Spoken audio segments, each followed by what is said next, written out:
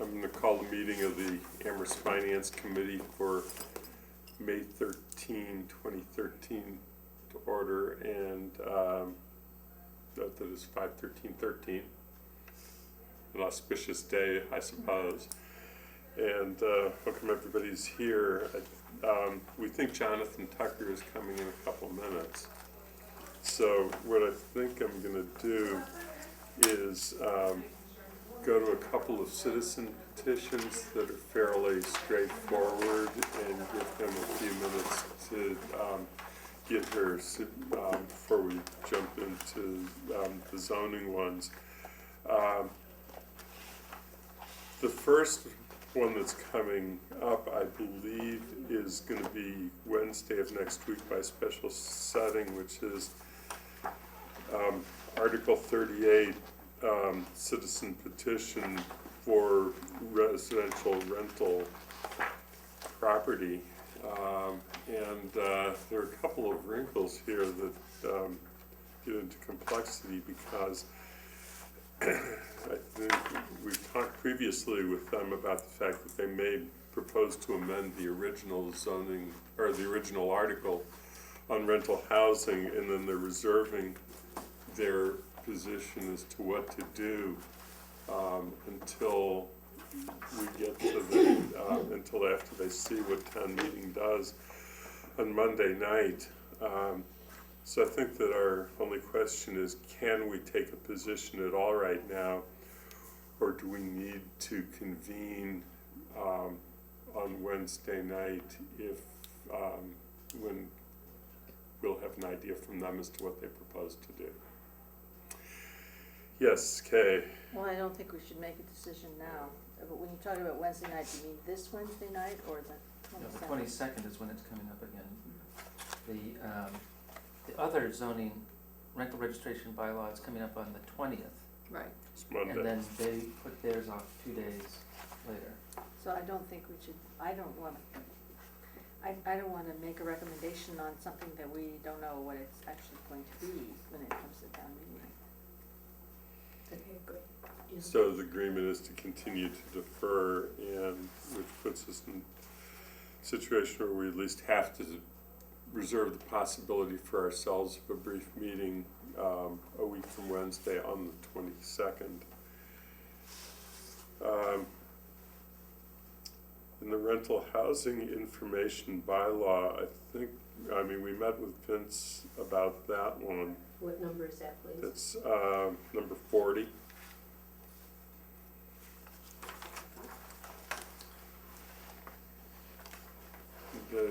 Did we take a position on that? I don't think we did.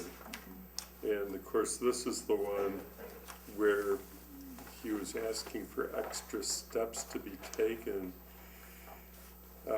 The one cost factor that I think I remember from that is mailing, that there actually is a mailing expense, which he delineated an estimate on to mail it to a larger population of identified residential households. Yes, And Kay. what he proposed was mailing a summary of the pamphlet, which apparently everybody gets anyway, the pamphlet. Well, I think under the rental registration, they will get something. Yeah. Currently, I don't know if you necessarily get anything. They've been trying to do this stuff online. The information is available through a state website. Amherst did such a good job of putting this information together. The state stole it and used it for its own website. And so, you know, they're all trying to do it without paper now.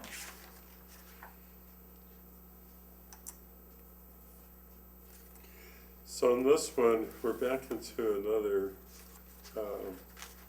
predicament that's similar to the first one, where we could continue to defer until that Wednesday to see what happens with the rental registration from at least the first round on Monday. Yes. Well, I guess I would just as soon vote on it, because there are parts of this that would cost the town money, and evidently it is some of this is available. So I don't see a need to repeat that or to spend more time on this. I think we had a pretty thorough discussion on this the last time we met. So Yes, I would move that we not recommend. We're not a zoning, we're just doing a couple citizen petitions, Okay, and that's we'll fine. get to it in a second. So Mary Lou's made a motion that we not recommend Article 40, the rental housing information bylaw citizens petition. Is there a second to the motion? Second. Okay, a second to the motion. Mary Lou's already spoken to it. I don't know if you have anything to add. Could you just help me remember what the arguments were, or I guess what the main arguments were, or? That it was trying to send this to everybody was expensive, that they already are going to get some of this in the other articles. And I think it was a practicality issue too. Oh, we have electronic version, that was it, and he said that, not everybody has a computer, which is true. But there's the library, you can download at the library and. Some of it was about the burden being on the landlord to produce that versus the town. That was part of the argument for having it mailed. We email every Saturday to each and every student living off campus. Electronic version. That was item C. Yes. I'm sorry. Speak up if I don't see you, just as a matter of one. And I think even if you put something in the mail, somebody doesn't mean they're all going to open it and read it. So I think it's kind of an expense we don't need to incur. How much was the expense for that? About $5,000.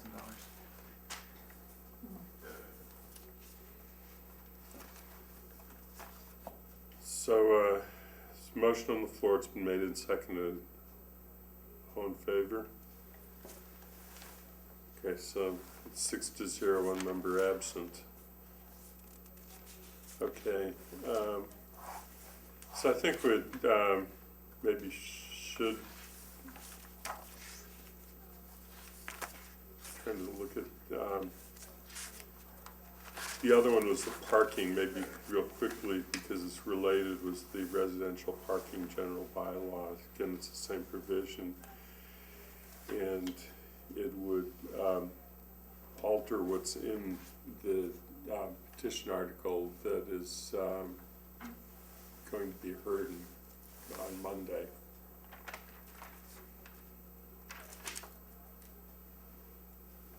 And we could wait until Wednesday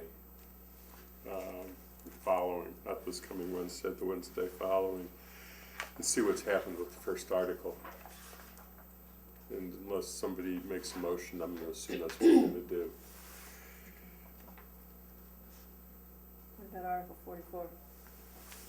Article 44, did you check to see we've taken no position on We this took, in the in past? 2009, we took no position. I don't have a Finance Committee report going back to 2003, which I think was the last time before that. Yeah, and in fairness to Mr. Morales, this is the one, Mr. Morales' petition about people who are not citizens of the United States being able to vote in town elections, and the town meeting has passed this on several occasions, and then it's not been enacted. It requires legislative authorization. And what I was going to say is that Mr. Morales and I had a conversation before it came up before, and I pointed out that we had not taken a position because there was no financial impact.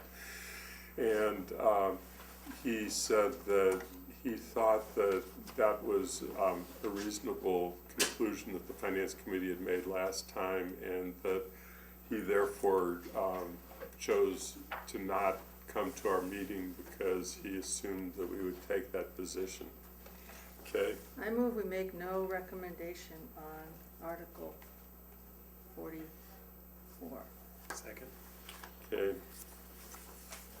Motion by Kay, second by Doug, that we make no recommendation. All in favor indicate by raising hands.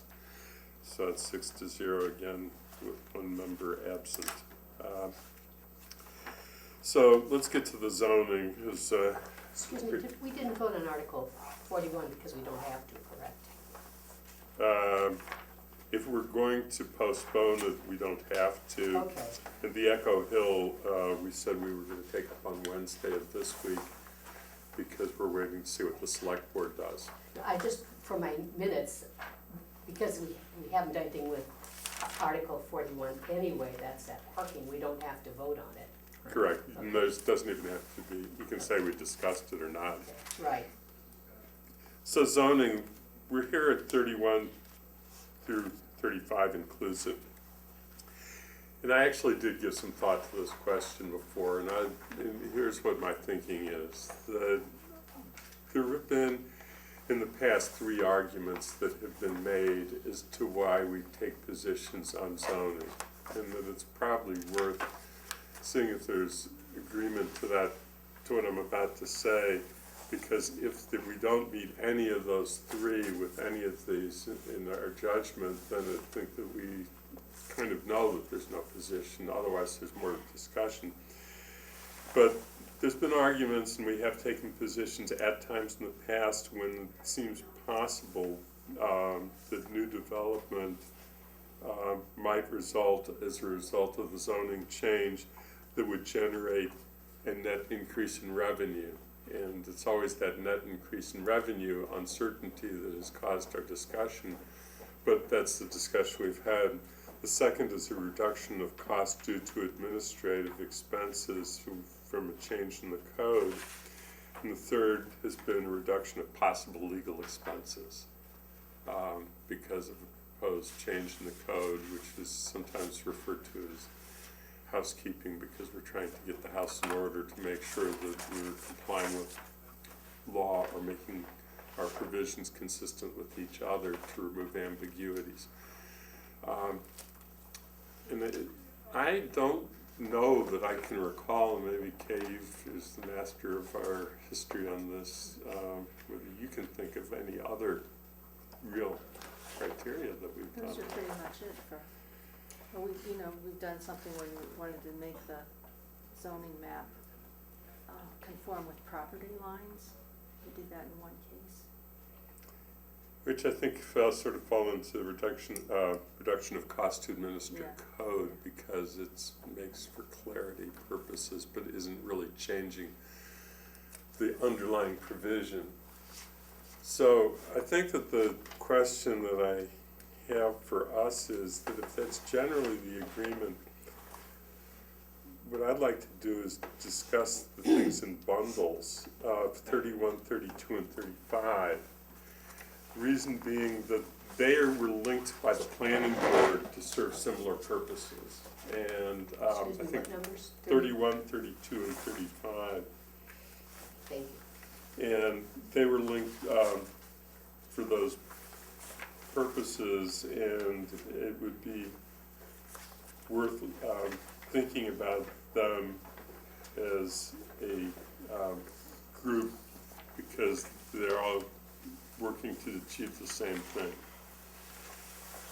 And so I don't know what anybody's thinking is about that group, but they, of articles.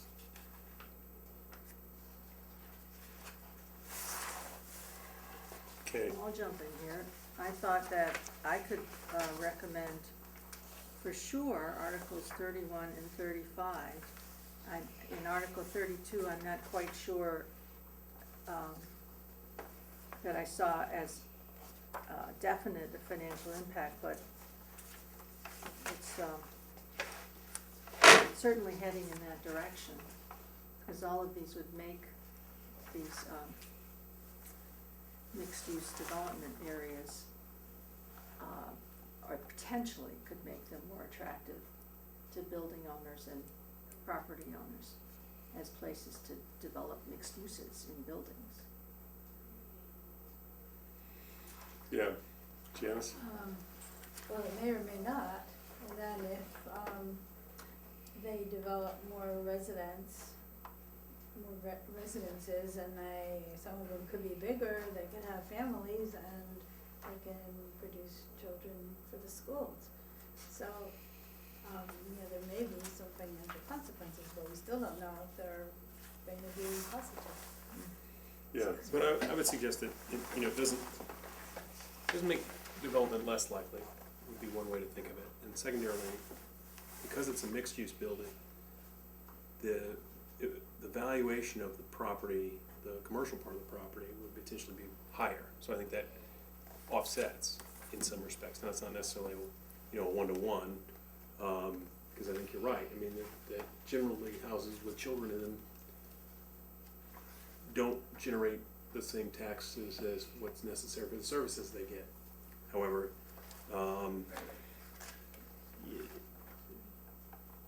I think that in a mixed-use building, I think that's a less of a factor. Just because even if there are children, I would propose or suggest that perhaps the commercial aspects of the building would raise the overall value in a way to kind of counterbalance that. So I think the net on whole would be a positive, and I think that the regulation changes are such that they would encourage that. So I think it does lean toward development in a positive sense from a total tax base, and I think the mitigating factors like children or other things are not as great. Could I ask a question? yeah. Did we get some maps to show where these areas would be? And I have copies of Article 31 report I have from the copies of the articles, I just, of the planning board reports. oh, and that has the map in it? No, I don't 31 think they does, do. 32. See, Do you have maps in any reports? I didn't bring anything, sorry. But they're not in your reports. So, Okay, sorry. for me, I guess when we have these zoning things, I don't know if there's a way we could have a map of the town to show where this would impact. Because I We admire actually- people on the planning board, because following the BL, the COM, the BG, I mean, it is so technical. We actually did get this at Okay, an earlier well- meeting, which has maps of all of the areas where it would be affected. Could I just take it? Sure. Yeah, most of Oh, them right, I run, do have that at most home. of them surround either the center of town or village centers, and that is where the master plan has said we encourage mixed-use development, and that's why the zoning is in those areas. So I think that the other thing, and this isn't apropos of the argument, but I've thought about the school discussion that was just brought up, and I actually don't think there are going to be many students in these buildings, and I don't think it's the reason that we're getting the development for reasons already said. But I actually, from my experience on the school, regional school planning board, have come to take a slightly different view on school costs, because this comes from having looked at the towns that have used school choice and have found that bringing in $5,000 can actually make a school viable as opposed to unviable and more costly, and which is all of the revenue that comes in when a school like Pelham or Leverett takes school choice. With falling enrollment, and which is true for our town as well as those two towns, you don't take school choice, and we went through this in our own discussion last year, other than because it rounds out classrooms that you already have and you're not going to have filled anyway. So I don't think that when I look at that whole question, that bringing in a small number of additional students really does drive up the cost significantly of the school compared to the property tax value that you might bring in, because with falling enrollment, the odds that we're going to have to we're gonna generate enough that we're gonna actually have to add a classroom is just not realistically there. So for that reason, I think with falling enrollments, I've begun to take a differing view, but I don't think that's apropos to this particular provision, because I don't think that we're gonna get many children in the town in these kinds of apartments that are gonna be in mixed-use buildings. They're not, they're gonna be more towards retired, and I think, and there's also the revenue gain is gonna be much greater if it works because of the commercial aspect. Yes? Oh, on the retired, when I did that little survey that I sent you, one of the things that some of the people that I talked with said that the retired aren't particularly interested in living with students or in facilities where students are also, that they really like the over 55 type of arrangement, which are legal.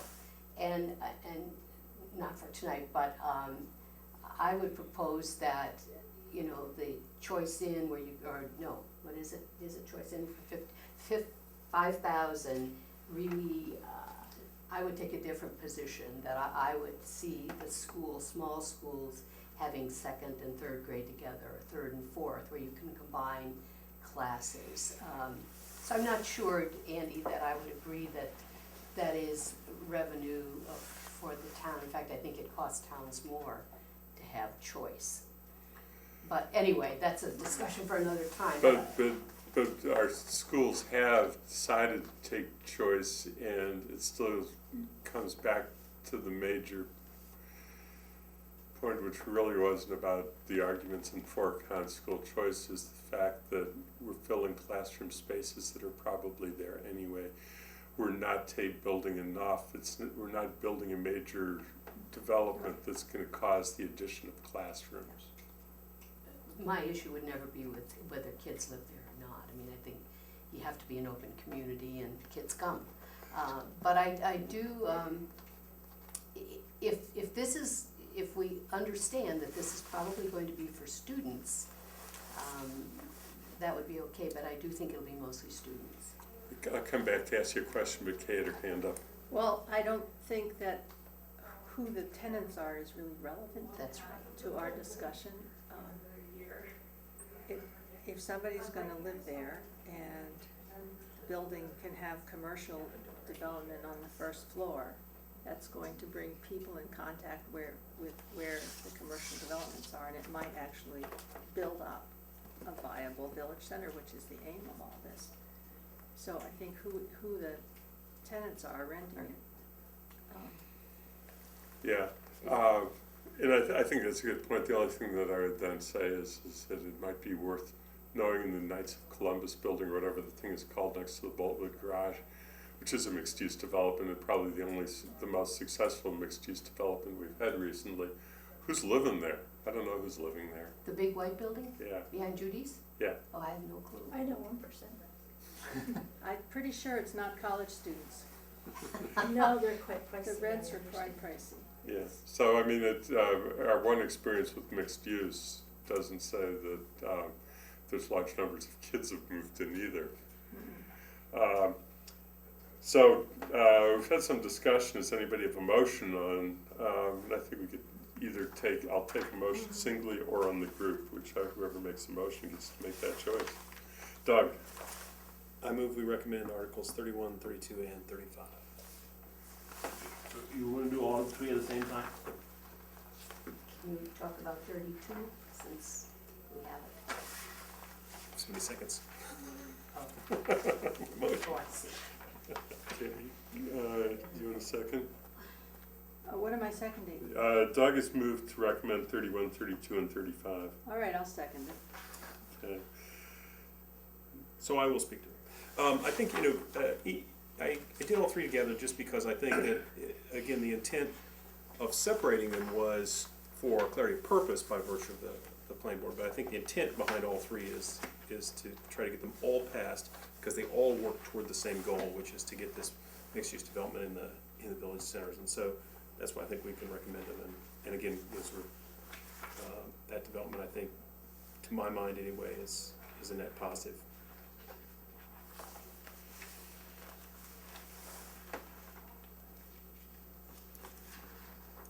Any further discussion?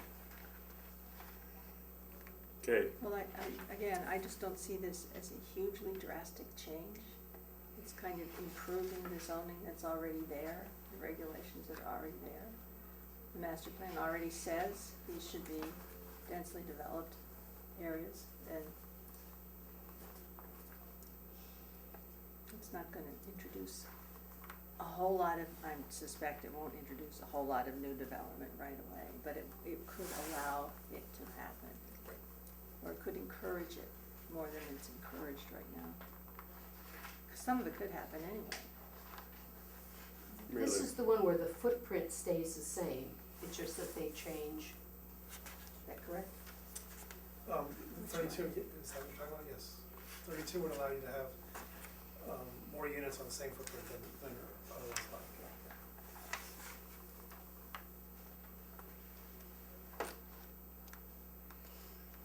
other discussion? Anybody wish to make an argument No, against? I'm kind of slowly coming around to the viewpoint that, it's impossible to have precision mathematics about this, in terms of expenses and revenues. It's just basically an impossibility. So I guess I'm beginning to frame this more as, the town is addressing one of the biggest issues for the town, which is, housing. So in the larger picture, even though we cannot have precision about what the revenues and expenses are gonna be, we just need more housing stock. And if this is gonna move in that direction, then I think it's really a good thing. We don't know what the specifics of the numbers and stuff is gonna be. We'll just never know until actually it happens, and even if it happens, we might actually never know.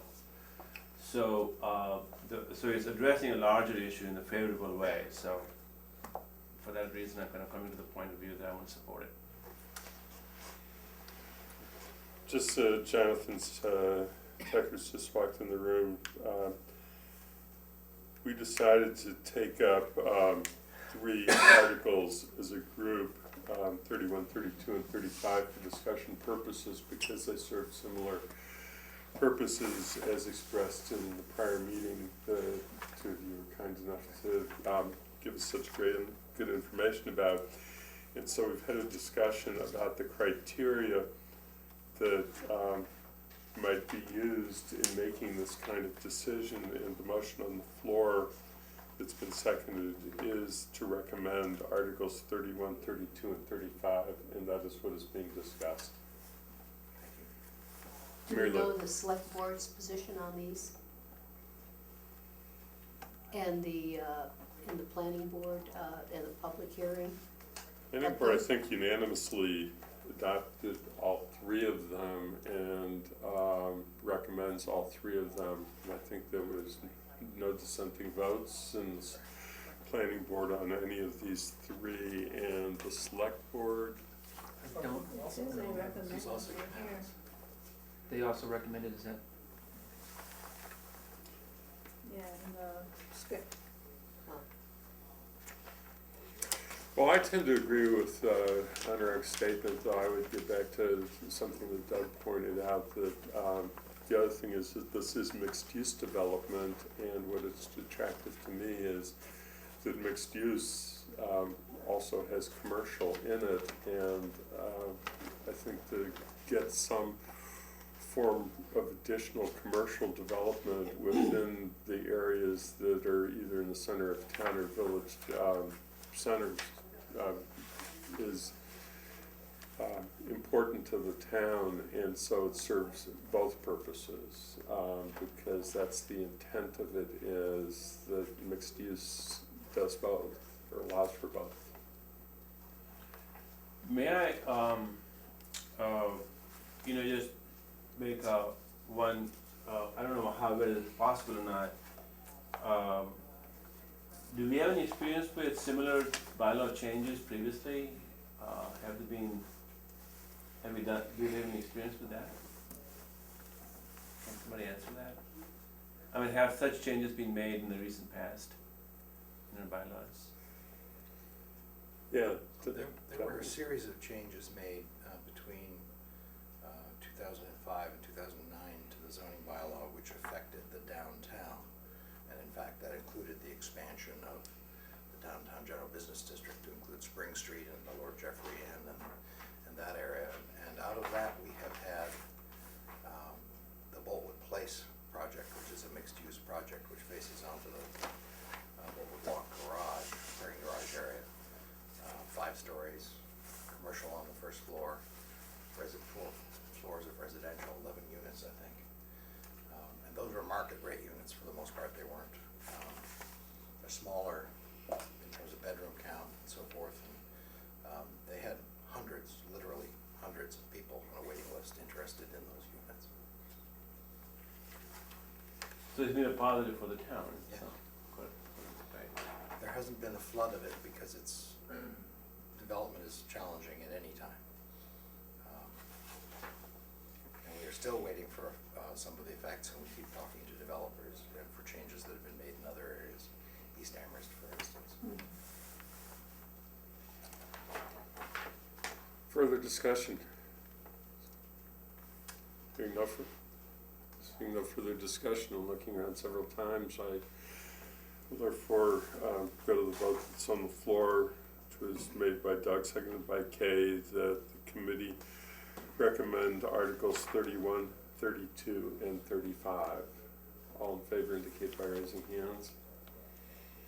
Okay, so it's 6-0 with 1 member absent, which then takes us to 33 is the next discussion, and again, 33 and 34, I will leave it to the committee as to whether anybody feels that they can be combined.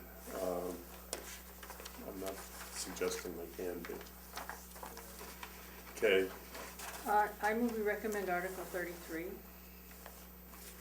is there a second? Second. Okay, And on this one, the criteria I would use is that it,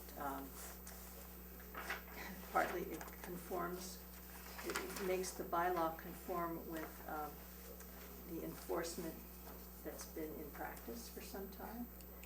And it also would eliminate confusion and possible litigation, which is expensive in interpreting and enforcing the zoning bylaw by making them, by clearly defining what a structural alteration is that requires a special permit and things like that.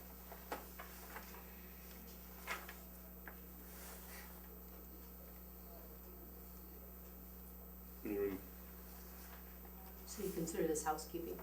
I wouldn't call it housekeeping. I would say it's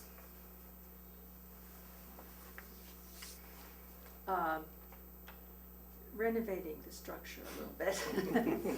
I think that's where I It's a had come little down beyond housekeeping. What I had circled was, I started from the background section, where it says background in the planning board report, Article 33 is requested by the building commissioner and planning department in an effort to remove several problems of interpretation. And then on the next page, right above the words solution, on the second page, the disparity between the way the town has dealt with changes to non-conforming buildings in residential neighborhoods and mixed-use centers raises questions of consistency and fairness. And so when I was doing the analysis, and what I said, Jonathan, before you came in, was that I had really identified 3 reasons historically why this committee has voted for a zoning provision. One was but we just talked about the possibility of new development that would generate a net plus on revenue. And the second and third were reductions of cost to administer the code, and third was the reduction of possible legal expense. And then we got, that sort of launched the discussion, and I tend to agree with Kay's statement that for the reasons that I read out of the planning board report, I was interpreting it to be consistent with the second and third provisions as I outlined it. So we're on 33 now. Yes, we're only on 33 because I have a very different feeling on 34, and others might too.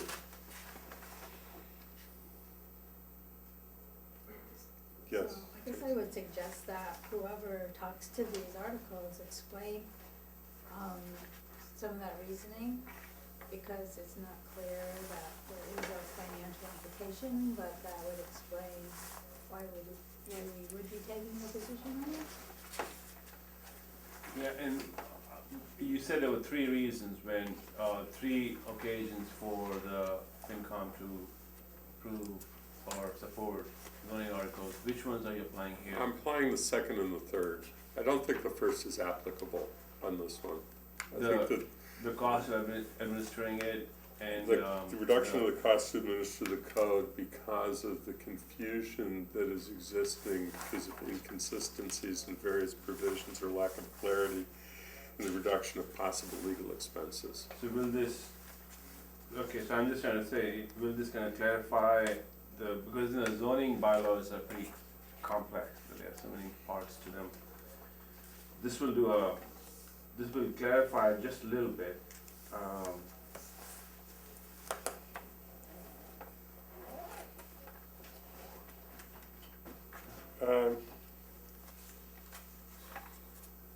I mean, I can turn to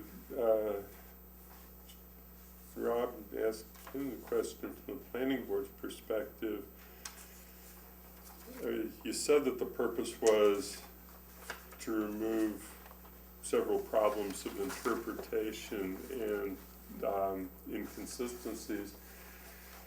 And I'm assuming that the conclusion that led to the unanimous vote is because the conclusion was the planning board that was accomplished with what's proposed. Mhm. Thank you. So any further discussion? Seeing none, all in favor of the motion on the floor? Any opposed? Any abstentions? Okay, so the vote on this is now 5-0, 1 abstention, 1 absent. Who's abstaining? I can't make my mind, I don't think. Which then brings us to the last one, which is, Just, we Yes. get a question of why one person abstained, so if that happens at town meeting, Well, if I have to explain it. Okay, I guess my reasoning for that would be that when I support the efforts of the planning folks making to clarify the language, I don't see a clear financial impact.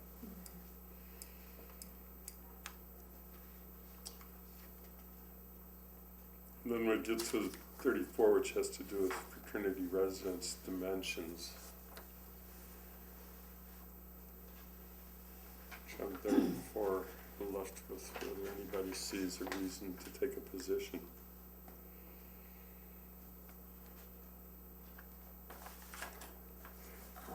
actually,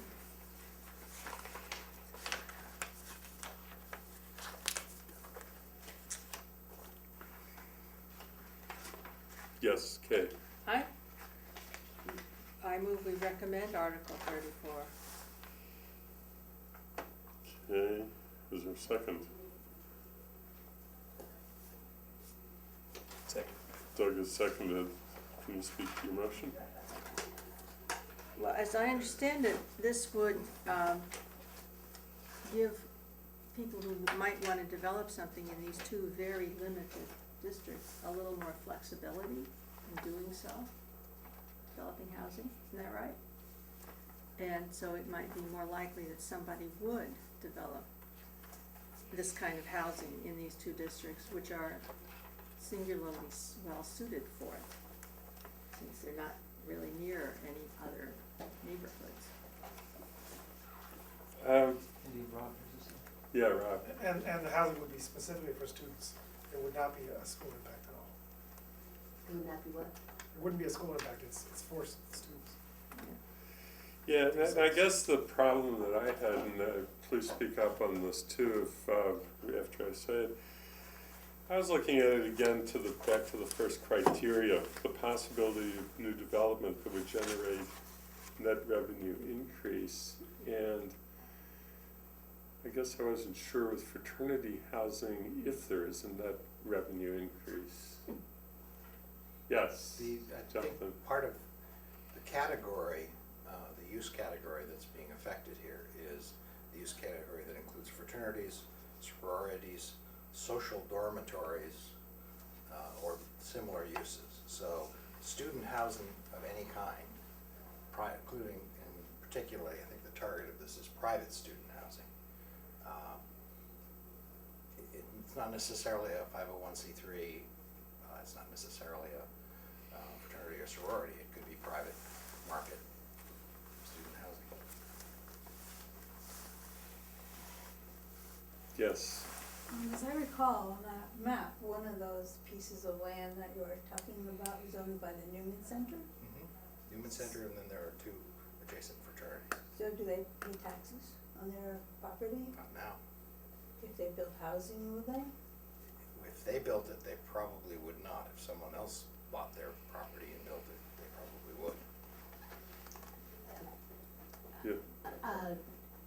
I know the Newman Center wouldn't be charged, but you're saying there's two fraternities next door? Yes, Are those privately owned?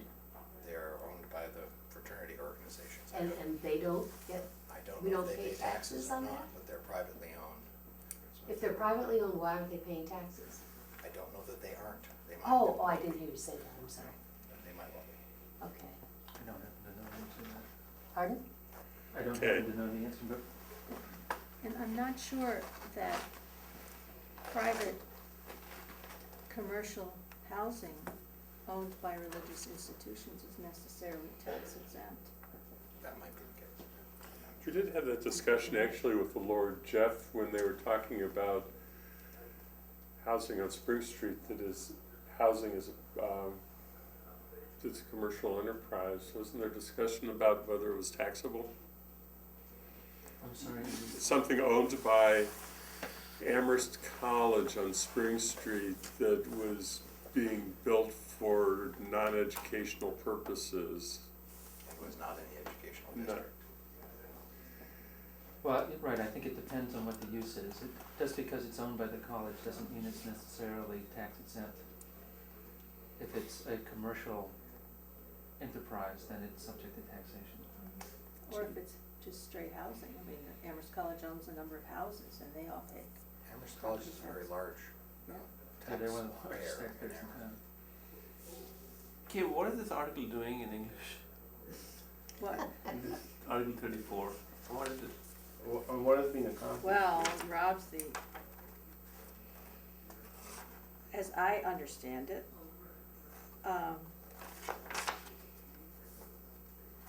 let Rob explain it. Rob. So it's adding footnote A to 3 lines in the dimensional table for Yeah. the RF zone. Is it, say it again? It's adding footnote A to 3 of the lines in the dimensional table for the RF zone. Footnote A allows the special permitting body to modify the dimensions to fit the context of the neighborhood. So the purpose really is to allow the permitting body to apply different standards to the ones on North Pleasant Street than to the ones on Olympia Drive. That's what the purpose is, because those are the same zone, but 2 different neighborhoods. Okay. And a special permit is still required, Special permit is So- still- So this isn't, you just give them more flexibility? yes. Is that what it is? But a special Well- permit allows them to deny it completely if they choose to. Yeah. Whereas other site plan review is allowed, it's just a matter of constraining it. Whereas with special permit, they can outright say, no, you can't do it. If I may, Yeah. the uses under the category I described are by site plan review, by right. What the special permit would be invoked if somebody wanted to build something that was different in terms of its dimensions in those three areas of dimension than the standard number, what the default number is. If they wanted to have more floors or cover a larger area or whatever was involved, then they would need to get a special permit from the same body that was issuing the site plan review approval for the use. There would have to be a special permit for modifying the dimensions. And the goal of this still is to facilitate more development. So, student housing, yeah. Student housing. Yes, Janice? So could they build like the southwest dormitories, the high rises in these areas? Footnote A, as is cited in the, I think in the warrant for informational purposes, has as a condition that the change has to fit into the context of the surroundings. Yeah. So, for instance, on North Pleasant Street, it's a very long way, it's a quarter of a mile or more to Southwest or to the library, but it's only 300-400 feet to residential buildings across the street, in the vicinity of the dining commons and so forth, 5- and 6-story residential dormitories. And that is the closer context that provides the setting within which we make the changes.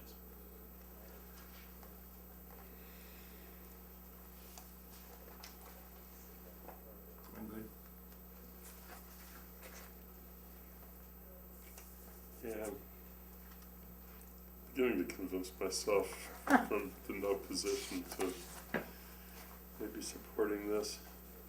Okay. One other thing. Is it the case now that they would have to go to two different boards for the special permit and the site plan review?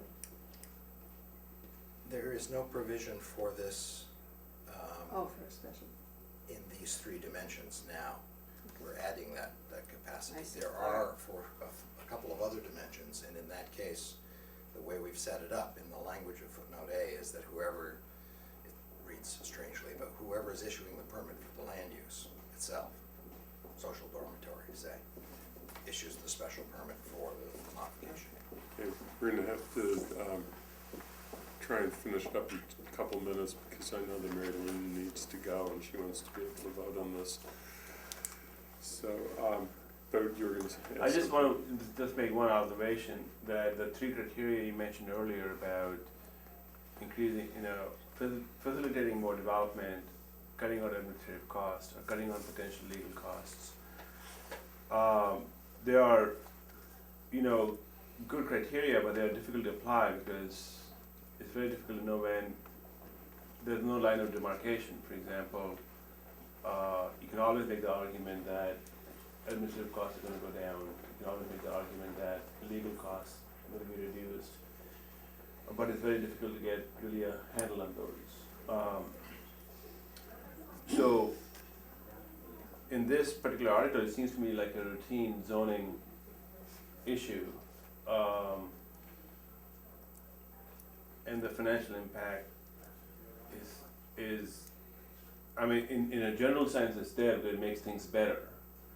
But, but for specifically for this, it doesn't seem like there is that clear financial impact. Well, I was gonna ask one question. Is this on land that's now owned by the university in both cases? Or neither is owned by the university. The zoning districts in general, the zoning district on North Pleasant Street comprises just those three properties. And they are all privately owned. They're a private island in this middle of the UMass Ocean. Olympia Drive, much of, in fact most of Olympia Drive is owned either by the university or by the town. There are two private properties there. Since the university is not bound by zoning, this would have no effect on what the university does. It would have an effect on what private property owners wanted to do. So there are public safety costs would have to be borne by the town because this would not be on university-owned land and it's likely to be there. On the other hand, it is students are gonna live somewhere and there will be public safety expenses wherever the students live, and they might in fact be less in housing that's in this kind of situation than plunked in the middle of an otherwise totally residential neighborhood. So, makes it close. Is there any discussion further, because otherwise we either need to take a vote or table this until Wednesday to complete the work. But I know we have to adjourn. Hearing none, I will call for a vote. All in favor of the motion on the floor indicate by raising hands. Any opposed? Abstentions? So it's 5-0, 1 abstention. And is the abstention for Same general same reasons? Okay, so we'll meet again on Wednesday to take up the other citizens petition articles that we can take up. In particular, hopefully we'll have information on what the select board did for the one article having to do with Echo Village. And anything else, otherwise I'm going to treat this as adjourned. 5, okay. At 6. 10 minutes. Yes, we'll call it 6:50, so we can call it 10 minutes. It's sort of in between. Thank you very much. It's very helpful.